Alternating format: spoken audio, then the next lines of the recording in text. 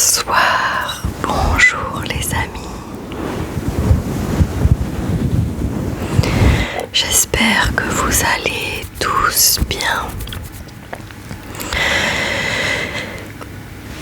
Je dois vous annoncer une triste nouvelle.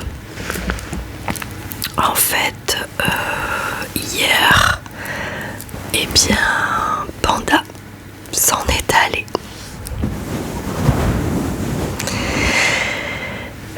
Je suis très triste parce que il avait 1 an et demi et pour un hamster c'est vieux parce que un hamster ça ne vit que 1 an et demi, 2 ans. Bon, du coup je le savais que la période était critique. Donc voilà, ça me rend très triste. C'était hier, aujourd'hui on est vendredi, la vidéo donc sortira tout à l'heure ce soir. Et donc c'était hier. En fait, pour tout vous expliquer, depuis 10 jours, il commençait vraiment à donner des signes de vieillesse. Et il buvait beaucoup. Il avait les yeux mi-clos, les oreilles toujours en arrière. Lorsque j'ai voulu le prendre la semaine dernière, il m'a pincé, il m'a mordu. Et il commençait à avoir les poils clairsemés sur la tête, sur la colonne vertébrale. Et du coup... Et puis il ne tenait pas vraiment debout sur ses quatre pattes. Il tourneboulait beaucoup, il tenait plus vraiment, donc je pense qu'il commençait à devenir aveugle et à perdre tous ses sens. Et puis la vétérinaire m'a dit hier que, en fait il était maigre. Et moi je le voyais manger, moi j'avais l'habitude de mettre de la nourriture un peu éparpillée dans sa cage pour qu'il puisse se fouiner, etc., le chercher, gratter. Et en fait il la prenait, la nourriture, mais je pense qu'il la mangeait pas, ou très peu. Donc voilà, j'ai pris la décision de le faire partir, c'est comme ça. Je m'y étais préparée en fait parce que j'ai pris rendez-vous samedi chez le vétérinaire. Et puis bon, il y avait de la place que jeudi, donc hier. Et puis voilà, la meilleure décision c'était de l'envoyer au ciel avec ses autres frères et sœurs hamsters. Donc voilà, triste nouvelle, c'est comme ça. Depuis samedi, j'ai eu le temps de m'y attendre. En fait, je savais que ce rendez-vous allait être le dernier et le premier d'ailleurs, parce qu'il n'est jamais allé voir un vétérinaire. Que ce rendez-vous serait la dernière fois que je le verrai. C'est comme ça, c'est dur, j'ai fait que pleurer chez le vétérinaire, mais là ça va mieux parce que, comme je vous disais, je m'y attendais vraiment. J'ai eu 5 jours pour m'y préparer, pour lui dire au revoir, pour lui dire que je l'aimais, et que voilà, c'était mieux ainsi pour lui parce que bon, autant peut-être qu'il souffrait pas physiquement. Mais ça j'ai des doutes, mais il devait avoir beaucoup d'angoisse parce qu'il devait perdre ses repères et puis en devenant aveugle, etc. C'est toujours compliqué pour un animal, surtout que comme m'a dit la vétérinaire, c'est un animal de proie, donc il est toujours sur le qui-vive, toujours les sens développés quoi, c'est comme ça, c'est leur instinct, ces hamsters, c'est comme ça. Donc voilà les amis, triste nouvelle.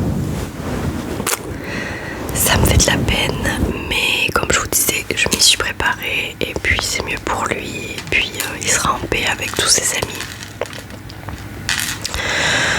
Bon, donc du coup, je pensais pas sortir cette vidéo du coup aujourd'hui, mais bon, je me suis dit ça va à peu près, je suis en état de faire une vidéo, donc puis bon, je me devais de vous le dire aussi, parce que vous l'avez souvent entendu boire dans mes vidéos.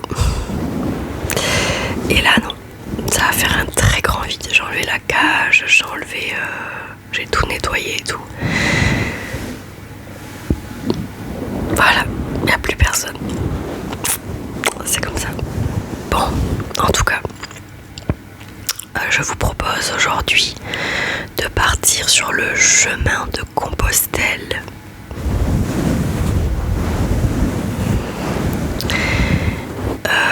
Le chemin de Compostelle. Voilà, rien de plus à dire. Imagine un vieux chemin de plus de 1000 ans. Un chemin qui traverse montagnes, forêts, villages médiévaux et plaines infinies. Un chemin emprunté par des rois, des moines, des chevaliers, des paysans, mais aussi aujourd'hui par des étudiants, des retraités, des cadres surmenés ou des voyageurs en quête de sens. Chaque année, des centaines de milliers de personnes chaussent leurs bottes et partent vers un même horizon, la ville de Santiago de Compostela. Pour certains, il s'agit d'un pèlerinage religieux, pour d'autres, d'une aventure humaine. Pour beaucoup, c'est une expérience qui marque un avant et un après. Bienvenue sur le chemin de Compostelle. Pour comprendre l'origine de ce pèlerinage, il faut remonter plus de 12 siècles en arrière. Nous sommes au début du 9e siècle. L'Europe est encore profondément marquée par le christianisme. Selon une légende, un ermite nommé Pélage observe durant plusieurs nuits des lumières mystérieuses dans le ciel. Intrigué, il suit ces lueurs jusqu'à une colline isolée de Galice. Là, il découvre un ancien tombeau. Les autorités religieuses de l'époque affirment qu'il s'agit de la sépulture de Saint Jacques le Majeur, l'un des 12 apôtres du Christ. La nouvelle se répand comme une traînée de poudre à travers l'Europe. Des pèlerins commencent alors à converger vers cet endroit reculé situé à l'extrémité occidentale du continent. Peu à peu, une ville se développe autour du sanctuaire. Cette ville devient Santiago de Compostela. Au Moyen Âge, il est considéré comme l'un des centres spirituels les plus importants du monde chrétien. Contrairement à ce que beaucoup imaginent, il n'existe pas un seul chemin de Compostelle. Il en existe en réalité des dizaines d'itinéraires. Au Moyen Âge, chaque pèlerin partait de chez lui. Les chemins se rejoignaient progressivement comme les ruisseaux qui finissent par former un fleuve. Depuis la Scandinavie, depuis l'Angleterre, depuis l'Allemagne, depuis l'Italie, depuis les Balkans, tous convergeaient vers l'Espagne. À son apogée médiéval, le réseau compostellan représentait plusieurs dizaines de milliers de kilomètres de route. C'était en quelque sorte l'autoroute spirituelle de l'Europe. Aujourd'hui, marcher jusqu'à Compostelle est un défi, mais au Moyen Âge, c'était parfois une question de survie. Les pèlerins devaient traverser des forêts peuplées de loups. Ils risquaient les maladies, ils pouvaient être attaqués par des brigands. Les tempêtes, les crues des rivières ou les épidémies pouvaient interrompre le voyage à tout moment. Certains ne revenaient jamais. Pourtant, malgré ces risques considérables, des milliers de personnes prenaient la route chaque année. Pourquoi ?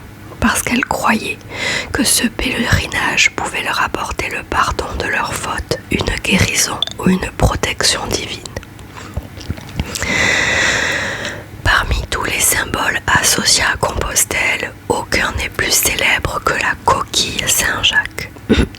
On la retrouve sur les panneaux, les sacs à dos, les bornes kilométriques, les bâtiments historiques. Mais pourquoi une coquille ? Selon une légende médiévale, un chevalier serait tombé à la mer lors de l'arrivée miraculeuse du corps de Saint-Jacques en Galice. Lorsqu'il aurait émergé des flots, il était entièrement couvert de coquilles. Une autre interprétation est plus symbolique. Les rainures de la coquille convergent toutes vers un même point, comme les innombrables chemins européens qui convergent vers Compostelle. Aujourd'hui encore, la coquille est portée comme un signe de reconnaissance entre pèlerins. Pourquoi tant de gens marchent encore aujourd'hui ? C'est peut-être la question la plus fascinante. Nous vivons à une époque où tout va vite. Les messages arrivent instantanément. Les avions traversent les continents en quelques heures. Les informations circulent en permanence. Et pourtant, chaque année, des centaines de milliers de personnes choisissent volontairement de marcher pendant plusieurs semaines. Pourquoi ? Parce que le chemin offre quelque chose devenu rare, le temps. Le temps de réfléchir, le temps d'observer, le temps de respirer, le temps de se retrouver. De nombreux pèlerins expliquent qu'après quelques jours, leurs préoccupations habituelles disparaissent progressivement. Le téléphone devient secondaire, les réseaux sociaux perdent de leur importance, le rythme de la marche finit par imposer son propre tempo. Un pas, puis un autre, et encore un autre. La transformation du cerveau pendant la marche. Les neurosciences modernes ont mis en évidence plusieurs effets étonnants de la marche prolongée. Des études montrent qu'une activité physique régulière stimule la production de neurotransmetteurs associés au bien-être. La marche réduit également le niveau de cortisol, l'hormone du stress.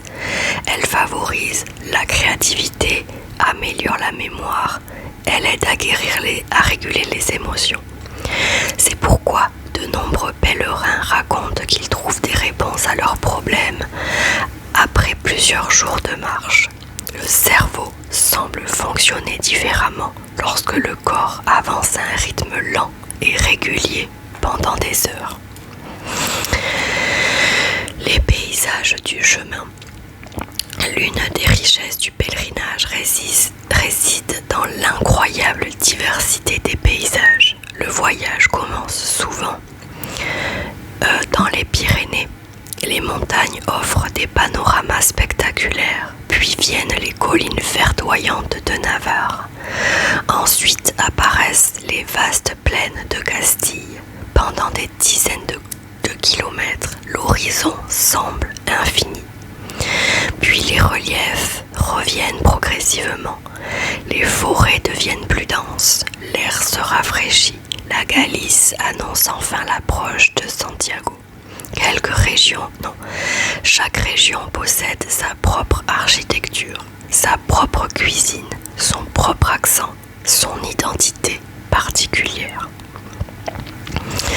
Les rencontres humaines. Pour beaucoup de pèlerins, le véritable trésor du chemin n'est pas la destination, ce sont les rencontres. Chaque soir, les marcheurs se retrouvent dans des auberges appelées albergues. On partage un repas, une histoire, un éclat de rire, parfois une confidence. Des amitiés profondes naissent en quelques jours seulement parce que sur le chemin, les barrières sociales disparaissent. Peu importe le métier, peu importe l'âge, peu importe la nationalité, tout le monde avance dans la même direction. Les épreuves, le chemin n'est pas toujours romantique. Il faut parfois marcher sous la pluie pendant des heures, supporter une chaleur écrasante, soigner des ampoules douloureuses, porter un sac à dos devenu trop lourd, traverser des moments de doute, Certains jours semblent interminables, mais ce sont souvent ces difficultés qui donnent sa valeur à l'expérience. Chaque obstacle franchi renforce la confiance en soi. Le phénomène des miracles du chemin. Depuis des siècles, les pèlerins racontent des histoires étonnantes. Certains parlent de rencontres improbables, d'autres racontent avoir trouvé exactement l'aide dont ils avaient besoin au moment où ils allaient abandonner. Beaucoup évoquent des coïncidences si troublantes qu'elles ressemblent à des signes. Les croyants y voient parfois l'action de la providence, les autres parlent simplement de synchronicité. Quelle que soit l'interprétation, ces récits font partie intégrante de la culture du chemin. L'arrivée à Santiago, puis vient le grand moment. Après des centaines de kilomètres, après des semaines de marche, les tours de la cathédrale apparaissent enfin. Certains accélèrent, d'autres ralentissent volontairement pour savourer les derniers instants.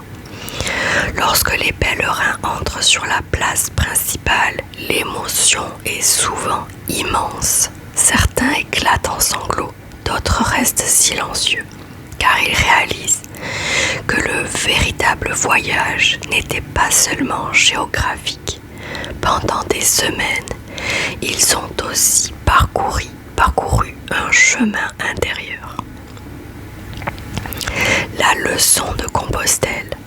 Le chemin de Compostelle enseigne une vérité simple. Nous passons souvent notre vie à regarder l'objectif final, la réussite, le succès, le prochain projet, la prochaine étape. Mais le chemin rappelle que l'essentiel se trouve parfois dans le voyage lui-même. Dans chaque rencontre, dans chaque paysage, dans chaque difficulté surmontée, dans chaque lever de soleil observé au bord d'un sentier. Et peut-être est-ce là le secret de Compostelle. Apprendre que la vie avance exactement comme un pèlerinage, un pas, puis un autre, puis encore un autre. Et sans même s'en rendre compte, on finit par atteindre des horizons que l'on croyait impossibles.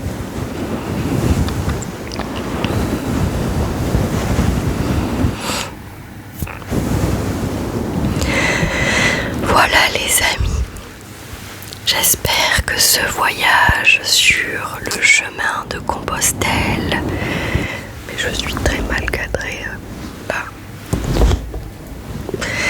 là, sur ce chemin de Compostelle vous aura fait rêver, vous aura apaisé. Un petit voyage sur le chemin de Compostelle. Voilà, dites-moi dans les commentaires si peut-être vous avez effectué ce chemin de Compostelle une fois dans votre vie, ou plusieurs fois d'ailleurs. Moi, en tout cas, c'est quelque chose que j'aimerais faire un jour. Mais sachant les migraines et ma condition physique digne d'un légume, c'est compliqué. Mais bon, un jour peut-être j'aimerais le faire. C'est toujours inspirant et puis ça donne envie de faire ce voyage intérieur et ce voyage physique. Les amis, je vous laisse ici pour cette vidéo. Prenez soin de vous. On se dit à dimanche pour une nouvelle vidéo, un nouveau sujet. Je vois que le sujet sur le stylo bic vous a bien plu. Moi aussi, j'étais contente de faire cette vidéo. Toutes mes vidéos finalement. Mais voilà.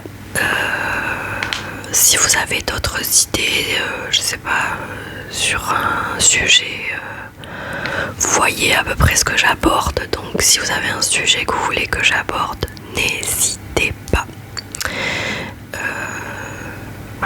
Vous voyez les sujets que j'aborde, en fait un peu tout quoi.